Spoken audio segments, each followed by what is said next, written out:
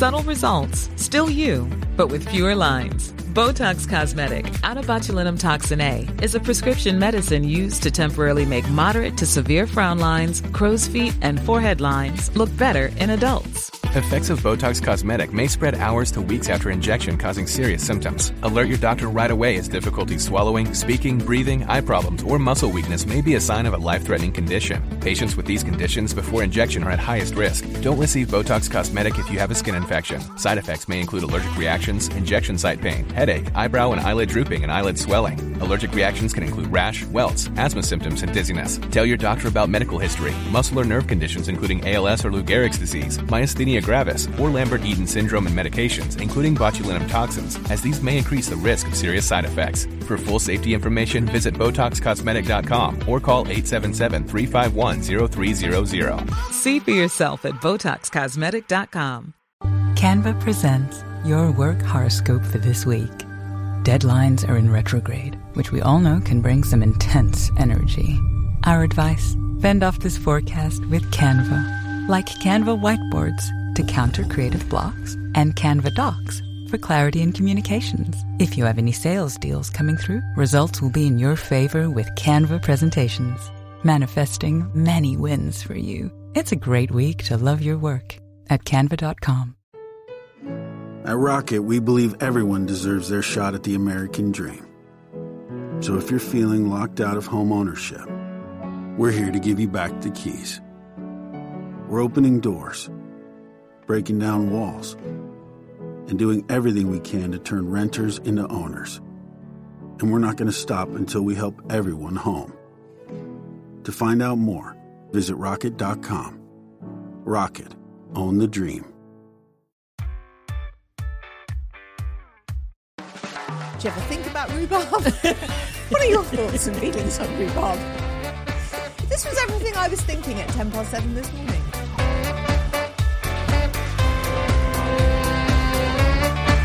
Impressed? Not really. Worried slightly. Bemused, certainly. Confused, yes. I don't know how I feel about it. Dear ladies, please tell me if you think I'm being unreasonable or not. I bet she's not. Hello everyone, welcome to 40ish. I'm Nicole Goodman. And I'm Lauren Mishcon. Welcome to the podcast that navigates challenges and absurdities of 40-something life. Every episode we discuss your problems, your issues, your rants that you have very, very kindly shared with us. And we also tell you about our own situations that are happening in our own midlife. We do. What is your most 40ish situation currently? Situation-y. Yeah. Well, it's just been Easter weekend. Yes. And I had 23 people over for tea on Saturday. Wow. Which is a lot, right? That's a big old tea. You know, Got enough mugs for that? Actually, it's funny that you say that. I did go into a little bit of panic in the morning of, oh my God, what if 23 people want a cup of tea or coffee all at the same time? But, you know, it never goes like that. It's like when I used to entertain, I was used to have like 23 of everything. Yes. Because you just assume that everyone wants one. Yeah. But that's not how people eat. It isn't? No, not everybody has everything. Was there like booze and tea? Yes. Okay, so I would start with the glass of champers and then move on to the cup of tea. It wasn't champers, it was wine. Oh, wine. Yeah. Oh. Anyway, we were fine for mugs. Thank you for asking. I'm but glad. what I did do is I elevated Oh, my hostessing skills this very weekend, Lauren. Yeah. I really did. Yeah. I actually think that I elevated myself to such degree that I think I am now going to go down in history as one of, you know, the best hostesses of all time. Flex. And also, someone said that on the way out. Wow. Yeah. And then I thought to myself, wow, I didn't realise how important it was to me to be such a lovely hostess. To the point, this is a bit morbid, I want someone to say that in my eulogy. If someone doesn't say that at my eulogy, I will rise up from the dead and haunt them. That's nice. I will. But what? How kind. What did you do that was so wonderful? I did a grazing table. A grazing table.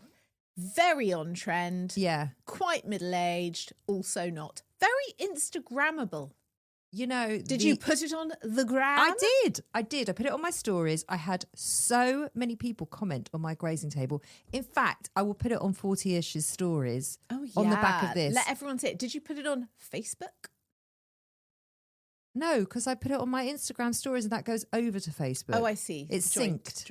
It's synced. Yeah. So many people responded asking who did it for me because they wanted the caterer's details. Dreamy. And I said, actually, I did it. And they were like, oh my God, how long did this take you? Let me tell you something, people. How long did it take you? Well, I mean... It's a large table, that dining table. It fits 8 to 10 people. It was fully covered in... Oh, you've got to cover it from beginning to end. Yeah. You can't have anything... You can't have any table on display. It's foliage plus food. You've got to put foliage down first, then the flowers. I basically watched a lot of TikTok videos. Oh, okay. With how to set up a grazing table. Did you do salami roses?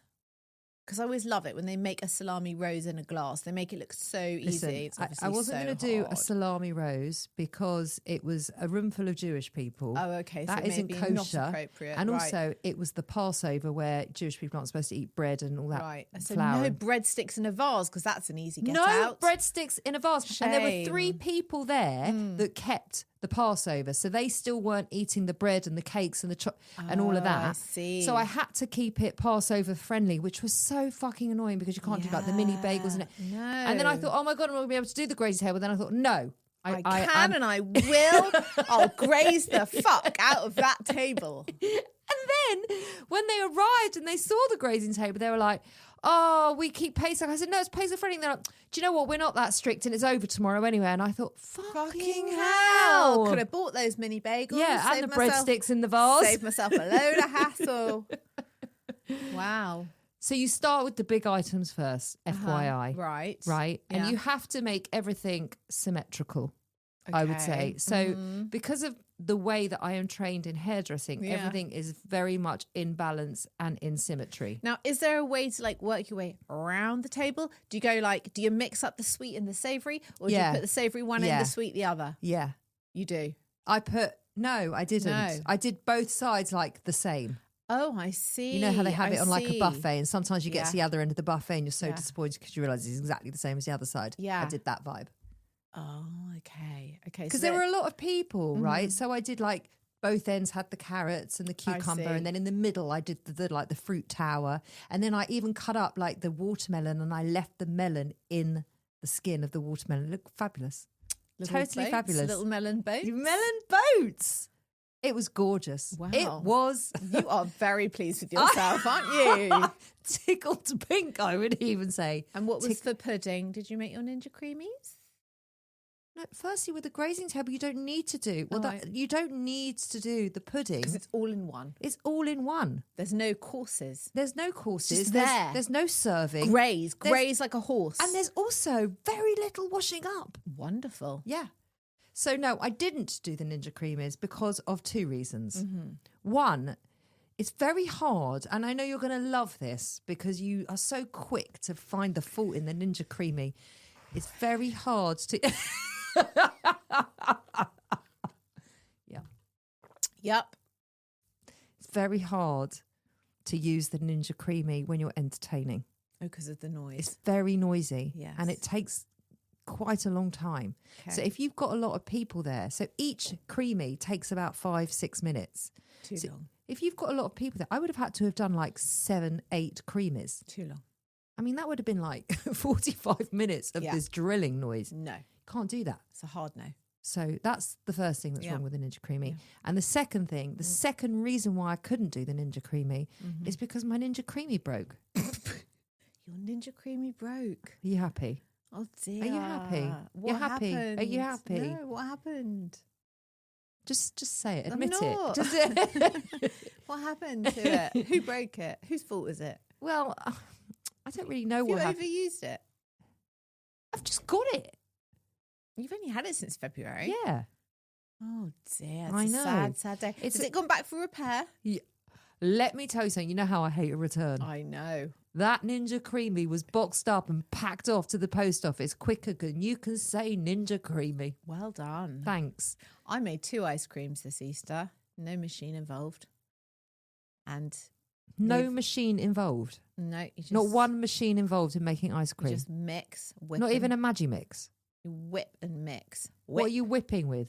Whip with a whisk. Mix. Freeze. No noise. No machine. No having to do it last minute. I'm just going to give you the recipe. What do you mean no having to do it last minute? You can't make it in the freezer and it comes out and it's creamy and smooth and nice. You don't have to do it on the spot. What did you use? What's in the ingredients? Cream. Yeah.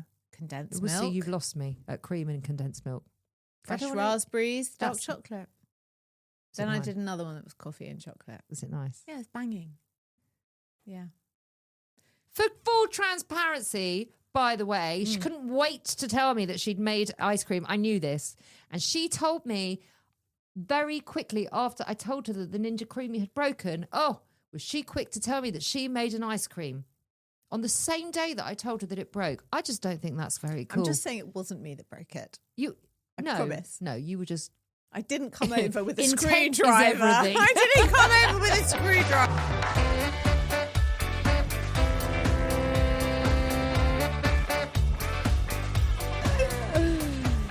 Anyway, just before we dive into your dilemmas, a very quick disclaimer. We're not doctors, we're not healthcare professionals, we're not even professional ice cream makers. We're just 2 middle-aged women who like hosting.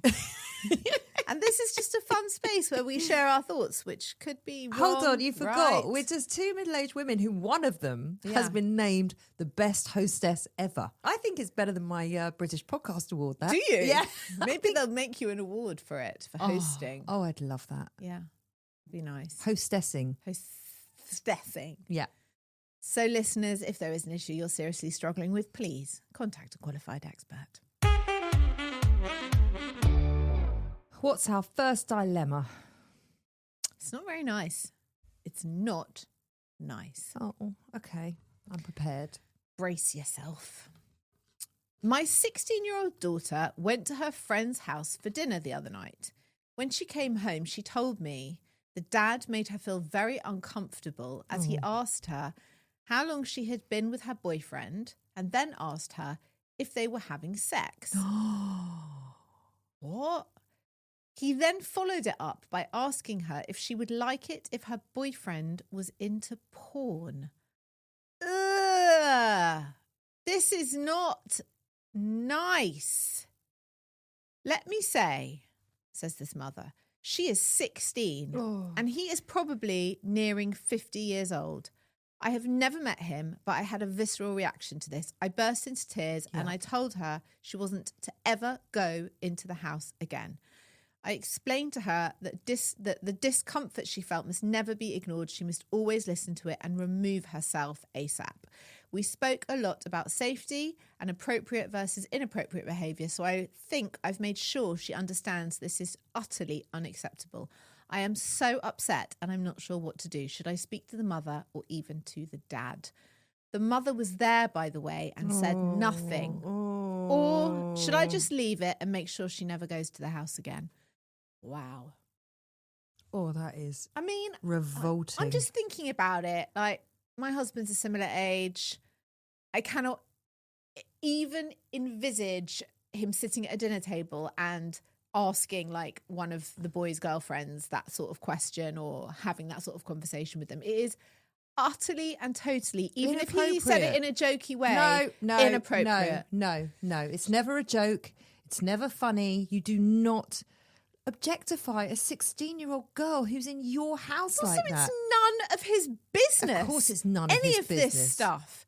If she's having sex, how long she's been with her boyfriend. Why does it concern him? It's very provocative. The other thing that I feel really uncomfortable about this, and I'm not putting it on this I know mother, exactly what you're going to say, that the mother didn't say anything. Like if, let's say, heaven forfend, that conversation happened in my house, I would jump in and say, excuse me, you don't have to answer that question. And then I would say to my husband, that's really inappropriate. And then rip him a new one afterwards, when you were on your own. And I'd say to the girl, please don't answer that. It's really none of his business.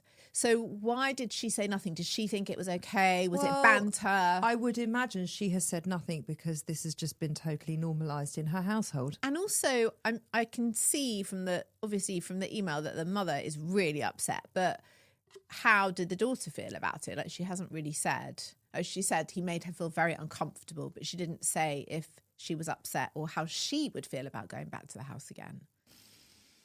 Well, I think there's a few things here. I think because I have a daughter, and I think I would say the same thing to her. I would definitely, the first thing I would do is educate the kid into what's right and what isn't right, and make sure that she understands that just because he's an adult and just because she's under his roof, it does not mean that she has to stay there or that she has to answer those disgusting questions.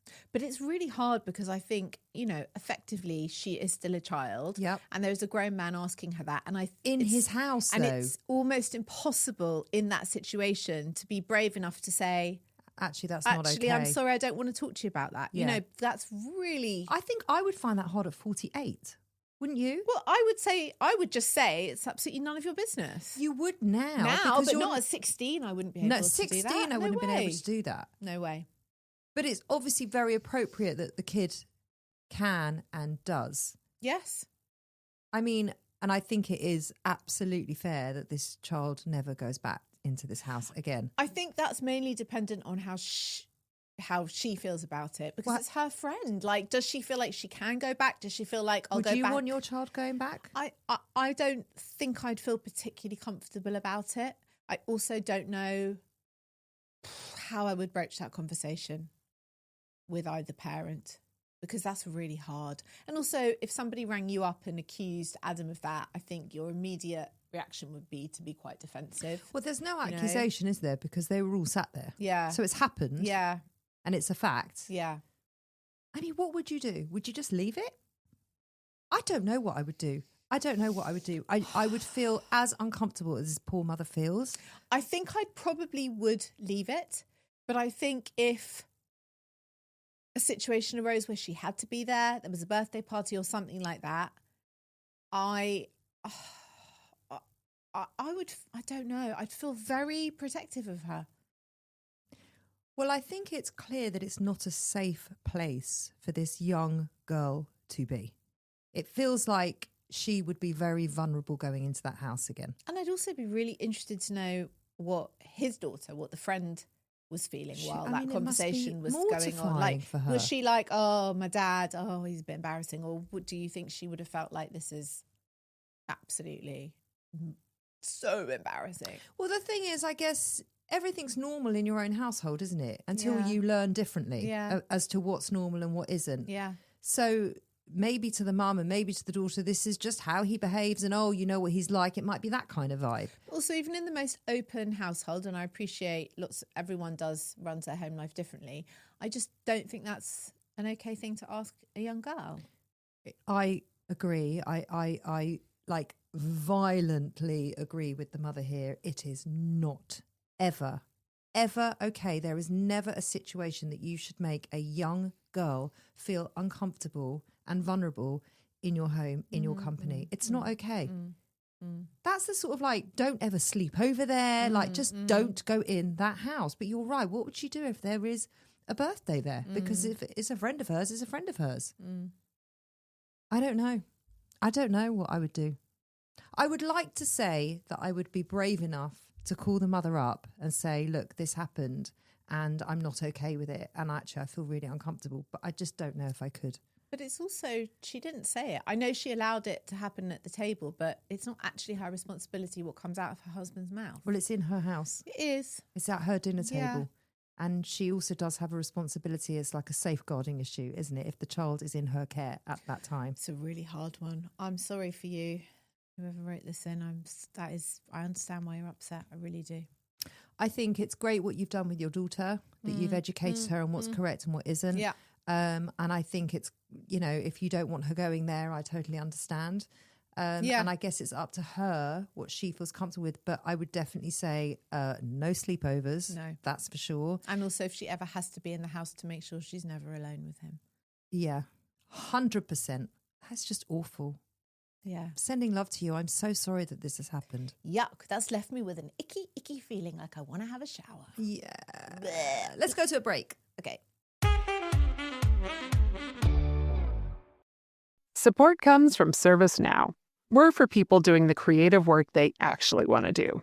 That's why this ad was written and read by a real person and not AI. You know what people don't want to do? Boring, busy work.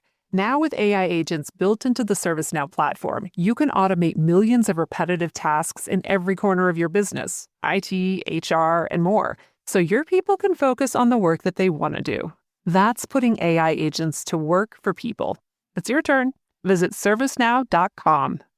When even my easy run became impossible, my buddies told me to go to VA. I don't know exactly what I was exposed to while I was serving, but I know that because of the PACT Act, I qualify for VA healthcare and disability benefits. I get treatment from top doctors trained in military exposures, and I get monthly tax-free disability compensation. With VA healthcare and benefits, I can keep going. Get what you earn. Visit choose.va.gov. Not all veterans are eligible for the type or amount of benefits mentioned here.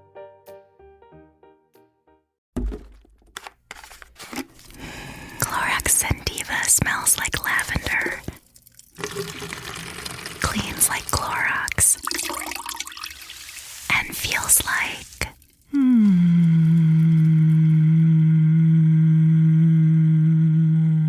All right, that could go on for a while. Experience the long-lasting freshness of Clorox Sentiva. Available in Clorox Sentiva Lavender-Scented Bleach. Use as directed. This episode is brought to you by Amazon Business. How can you free up your team from time-consuming office tasks?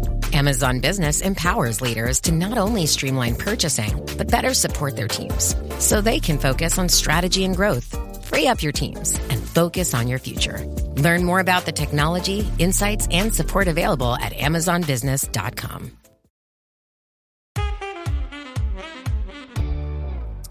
I'll tell you the most 40-ish moment of my week so far. It was like 7:10. Everyone had left for school. In the morning or evening? In the morning, sorry. Everyone had left for school, work. I'd done a bit of laundry, done my normal morning stuff. And then I found myself making a rhubarb compote.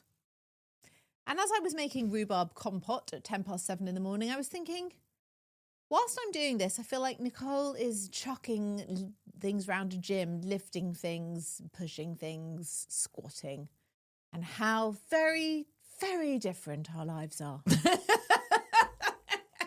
Thank fuck. And I thought, like, what are the chances that Nicole is also making rhubarb compote right now? I thought 0.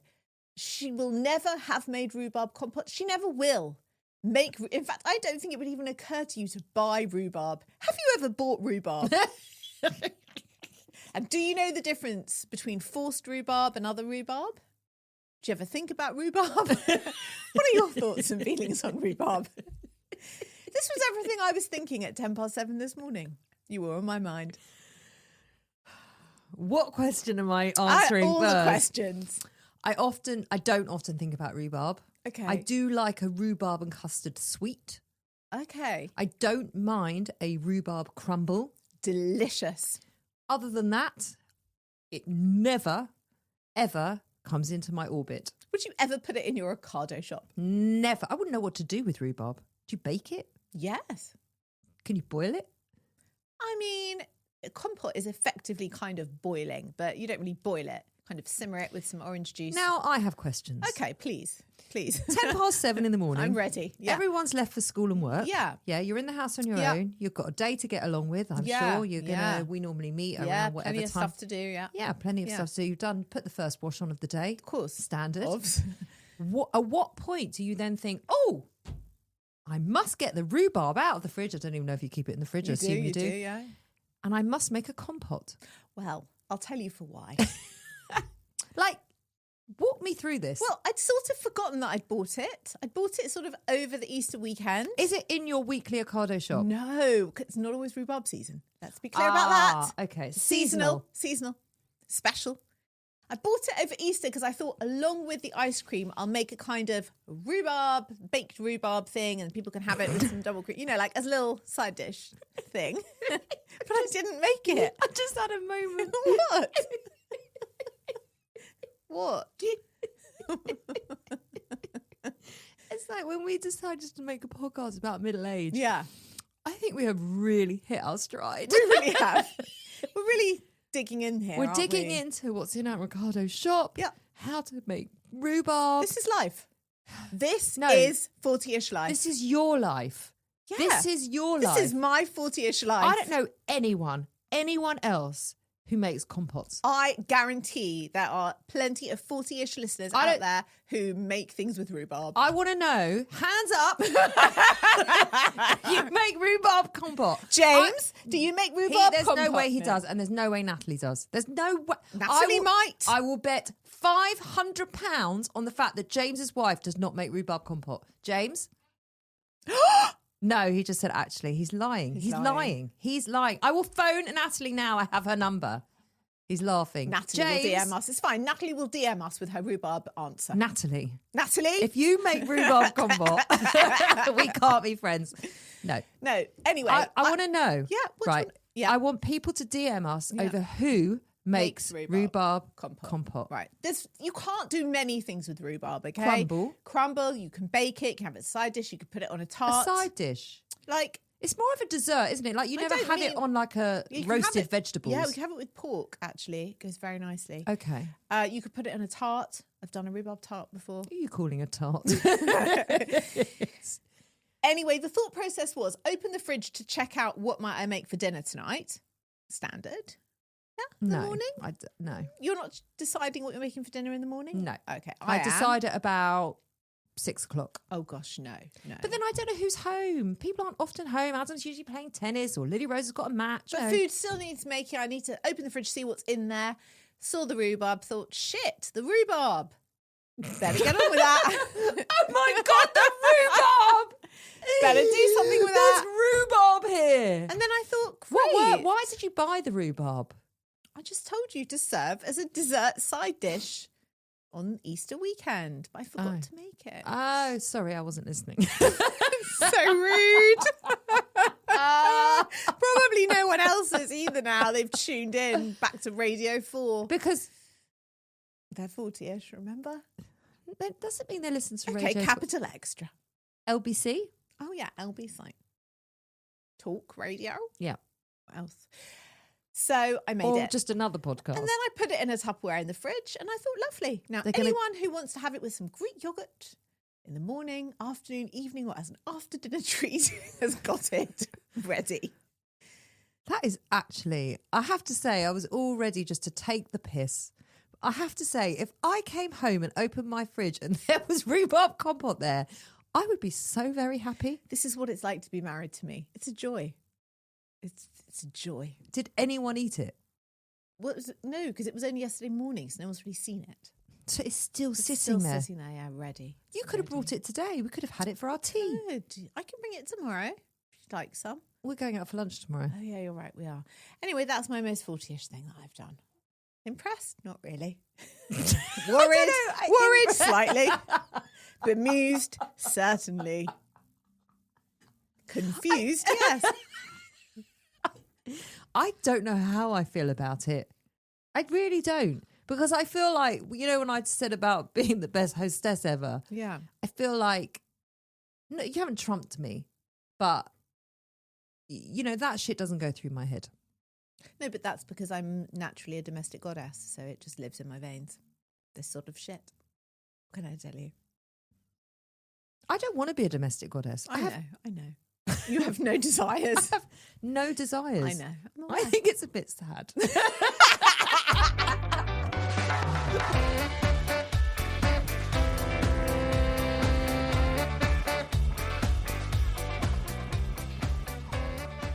Dear ladies, please tell me if you think I'm being unreasonable or not. I bet she's not.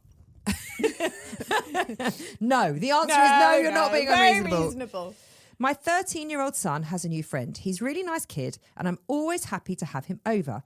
We have an open house policy here, so we are very used to the kids' friends hanging out here, eating here and sleeping over. There's a theme this week, isn't there? There is. This boy has been coming over to our house now for months. My son has never once been invited back. He's basically spent the whole of the Easter holidays hanging out here. He then arrived on a Tuesday lunchtime and stayed until Wednesday night. I fed him lunch, dinner, breakfast and lunch the next day. The parents have not once messaged me to say thank you. I'm not looking for a Nobel Prize here, but do you think it's just basic manners to drop another parent a message to check in and to say thanks for having and feeding my kid? Yes. I mean, yes. What is that? This isn't unusual, is it? Have you had this before? Yeah. But it's not how I choose to go through life. I always check in. Like, if Josh, obviously not with the older two, because it'd be a bit weird at 21. Hi. Thanks for having. Is Max okay? Does he need picking up? Is he all right without me? Tell him, are you sure? Tell him he's got ballet at 10. But if Josh is at a sleepover, I'll always drop a text like, always. Hi, just checking the boys are okay. What time do you want me to pick up in the morning? I know Josh has his own phone, but no. And then the next day I'll be like, thanks for having him. Yeah. It's really standard. Yeah. And it takes less than 10 seconds of my time. And also, especially if my daughters, again, not so much with Daisy, and because she's nearly 17 and I don't know, it just feels different. Yeah. But with the younger one, especially if she's on a sleepover, I would always check with the mum first that it's okay that she sleeps over. Of course, yeah. And then B, message to say thank you. Or I might say thank you for having her in that. But I would always check in. I mean, always. To me, that's just kind of standard behaviour to me. Maybe that it isn't to everybody, and maybe I don't feel like I'm wrong in that. I think it's just standard. And also, like, manners are free. Yeah. But to have this kid repeatedly and for the mother to just not message and to say thank you, I think that is really rude. I actually think it's bordering on rude. If this kid, she gave the kid 4 meals. It's pretty rude. And to not, I mean, presumably they know that the kid is at their house. So how old did they say they were? 13. Yeah. Maybe they don't. Maybe they must don't. Who doesn't know where their 13-year-old kid is? I think a lot of people are tracking their kids, so they probably know where they are. It's hard all the not time, to know where your 13-year-old kid is. Listen, there are some kids I know who are pretty free range, even at that age. They're in the park, they're in a shopping centre, they're at a friend's house. And I mean, I don't keep a tight rein on, but I always know where he is. I had this whole situation the other day, actually. And it was my daughter's friend. And I had to go and pick them up from a friend. Yeah. Lily Rose was coming back with another friend, and that friend was coming and staying for dinner. Yeah. Okay. As I'm driving there to get them, she phones me. Lily Rose phones me and says, "Can you drop blah, blah, blah at her friend's house?" I said, "I thought she was coming back for dinner." "Oh, she's not now. Can you drop her at her friend's?" I said, "No, I can't drop her at her friend's because her friend was in a completely the opposite direction." Yeah. She says, "Why not?" I said, "Because I'm not her taxi." And also she has her own parents and she's their responsibility, not yours. I'm not her taxi. Right. Yeah. So she says, "Can you drop her at the station?" I said, "Yeah, okay, Sure. fine. I'll drop her at the station." So I picked them up at 7:00. It is still light out. Yeah. They're 14 years old. I wasn't massively keen about dropping a 14-year-old girl at the train station, to be honest with you. Anyway, they get in the car and the girl turns around to me and says, I said, "I'm going to drop you at the station, yeah?" She said, "Yeah, but I've only got 2% on my phone." So I said, "Well, how are you going to get to the next place then if you've only got 2% on your phone and I assume your money's on there?" And, "Well, I don't really know. And I also don't really know where I'm going. What? When I get out of the station, I don't know where to go." Right. I said, "Well, how are you going to find out?" Yeah. She said, well, I don't really know." I'm like, "Well, I can't leave you." No. I said, "Just call your parents. Where are your parents?" "They're out." Right. So I looked at Lily Rose and I was like, "Really?" She's like, "What?" I said, "Well, I said I didn't want to do a whole round robin, but now here I am." She's like, "Well, what do you mean?" I said, "Well, I can't leave." I said to the girl, "I can't leave you course to you just can't. find your own way No. without a phone and without any money. I'm not No. going to do that. No. So you'd better give me the address as to where you're going. Yeah. So she gives me the address. It is in completely the opposite direction of where we're going, right? It was like a 25-minute detour. Yeah. I was so fucked off about I'm not it. surprised. Right? Anyway, I drop her there. She was very sweet. She Yeah. like, thank you so much, thank you so much, thank you so much. She gets out of the car and I said to Lee Rose, that wasn't cool. She's like, it was not my fault. I said, it's not the point. It is not my responsibility to take this kid somewhere. It is her parents. She should have stayed where she was and demanded that her parents bloody pick her up. I don't know this kid. Anyway, I did think, oh, surely the mother will text me to And say thanks thank you. so much for dropping her off at her friend's house. I'm sorry she didn't, I'm sorry she was very responsible with not having her phone charged and blah, blah, blah. Nothing. Butt kiss. Nothing. Yeah. Nothing. I mean, what is that?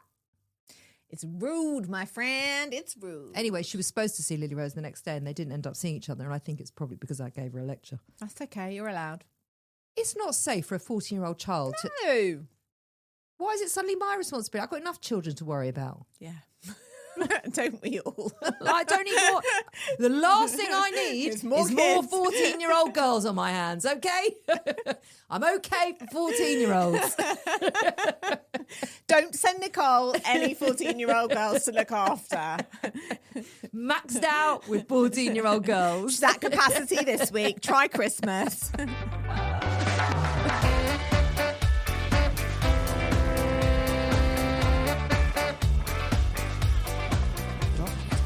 That is our show on 40ish. We'll be back next week with an unfiltered. Yeah. You have to come over. You have to subscribe to Apple. You have to tell a friend that you want to listen to this show. Oh, that's very bossy. Is it? Yeah.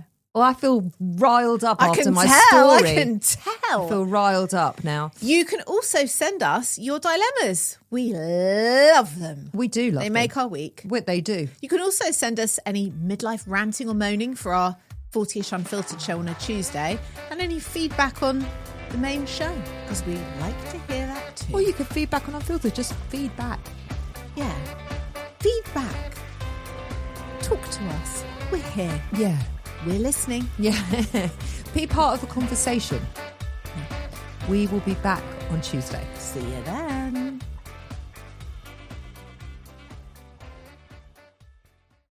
Welcome to Suddenly Single, the podcast where we dive deep into the wild world of love, romance, and everything dating. That's right, I'm Siobhan, and alongside Tim each week we're joined by celebrity guests who share their unique dating story.